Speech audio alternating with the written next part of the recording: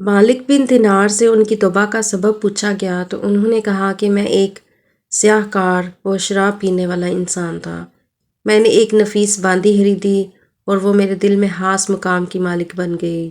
اس سے میری ایک بچی پیدا ہو گئی۔ میں اس بچی کو حد سے زیادہ پیار کرتا تھا۔ جب وہ زمین پر گھسٹ کر چلنے لگی تو میرے دل میں اس کی محبت اور بڑھ گئی۔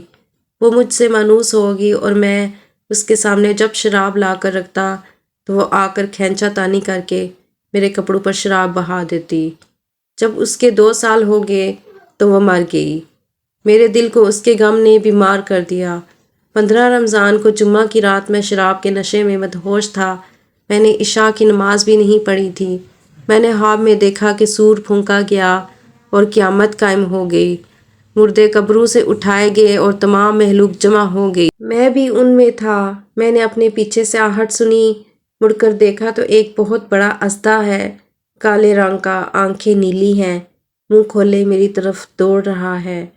خوف و دہشت کے مارے میں بھاگا۔ راستے میں ایک صاف ستھرے لباس والے شخص کے پاس سے گزرا۔ میں نے سلام کیا، اس نے جواب دیا۔ میں نے کہا، بابا مجھے اس اژدھے سے پناہ دو، تجھے اللہ تعالیٰ پناہ دے گا۔ وہ بوڑھا رونے لگا اور کہا، میں کمزور اور ضعیف ہوں اور یہ اژدہا زبردست ہے، میرے بس میں نہیں، آگے چلو اور بھاگو، شاید اللہ تعالیٰ تیری نجات کی کوئی صورت بنا دے۔ میں آگے بھاگنے لگا اور ایک بلند جگہ پر چڑھ گیا۔ ادھر سے میں نے جہنم کے طبقات کو جھانک کر دیکھا، ان کی ہولناکیاں دیکھیں۔ قریب تھا کہ اژدھے کے خوف سے میں ان میں گر جاتا، مگر مجھے کسی نے آواز دے کر کہا، چلو یہاں سے، تم یہاں کے رہنے والے نہیں ہو۔ میں اس کی بات سے مطمئن ہو گیا اور وہاں سے واپس لوٹا تو اژدہا میرے پیچھے تھا۔ میں پھر اسی بوڑھے کے پاس آیا اور کہا، بابا میں نے آپ سے درخواست کی کہ اس اژدھے سے میری جان چھڑاؤ، آپ نے کچھ نہیں کیا۔ وہ بوڑھا پھر رونے لگا اور کہا، میں ناتواں ہوں، البتہ تم اس پہاڑ کے پاس جاؤ جہاں مسلمانوں کی امانتیں ہیں، اگر تمہاری کوئی امانت ہو تو وہ تمہاری مدد کرے گی۔ میں نے دیکھا چاندی کا ایک گول پہاڑ ہے اور اس میں جگہ جگہ سوراخ اور روشن دان ہے اور پردے لٹکے ہوئے ہیں۔ ہر روشن دان پر سونے کے 2 بچے ہیں اور ان کے قبضے یاقوت کے ہیں اور آرائش موتیوں کی۔ ہر پٹ پر ایک ریشمی پردہ ہے۔ جب میں نے پہاڑ کی طرف نظر دوڑائی تو فوراً اس کی طرف بھاگا اور اژدہا میرے پیچھے تھا۔ جب میں پہاڑ کے قریب پہنچا تو ایک فرشتے نے آواز دی، پردے ہٹاؤ، دروازہ کھول دو اور سیدھے کھڑے ہو جاؤ، شاید اس حاجت مند کی یہاں کوئی امانت ہو جو اسے اس کے دشمن سے نجات دلائے۔ میں نے دیکھا پردے ہٹ گئے اور دروازے کھل گئے اور ان روشن دانوں سے بہت سارے بچے میری طرف جھانکنے لگے۔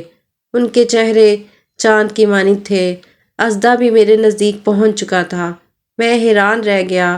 ان بچوں میں سے ایک نے چلا کر کہا، ارے سب آؤ، اس کا دشمن اس کے قریب آ گیا ہے۔ چنانچہ وہ چوک در چوک کھڑے ہو کر جھانکنے لگے۔ اچانک میری وہ بچی جو مر گئی تھی وہ بھی ان کے ساتھ جھانک رہی ہے۔ جب اس نے مجھے دیکھا تو رونے لگی اور کہا، ہائے یہ تو میرا باپ ہے۔ پھر اس نے نور کے چرمٹ میں تیر کی تیزی کے ساتھ چھلانگ لگائی اور میرے سامنے آ کھڑی ہوئی۔ اس نے اپنا بایاں ہاتھ میری طرف بڑھا کر میرا دایاں ہاتھ پکڑ لیا اور اپنے دائیں ہاتھ کو اژدھے کی طرح بڑھا دیا تو وہ بھاگ گیا۔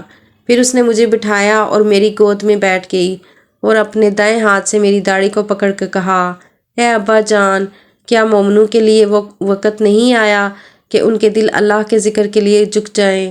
میں رونے لگا اور کہا، اے بیٹی تم لوگ بھی قرآن کو جانتے ہو؟ اس نے کہا، ہم تو تم سے بھی زیادہ قرآن کو جانتے ہیں۔ میں نے کہا، اژدھے کے بارے میں تو کچھ بتاؤ جو مجھے ہلاک کرنے کے در پہ تھا۔ اس نے کہا، وہ تیرا برا عمل ہے جس کو تو نے طاقتور بنایا ہے اور وہ تجھے جہنم کی آگ میں ڈبونا چاہتا ہے۔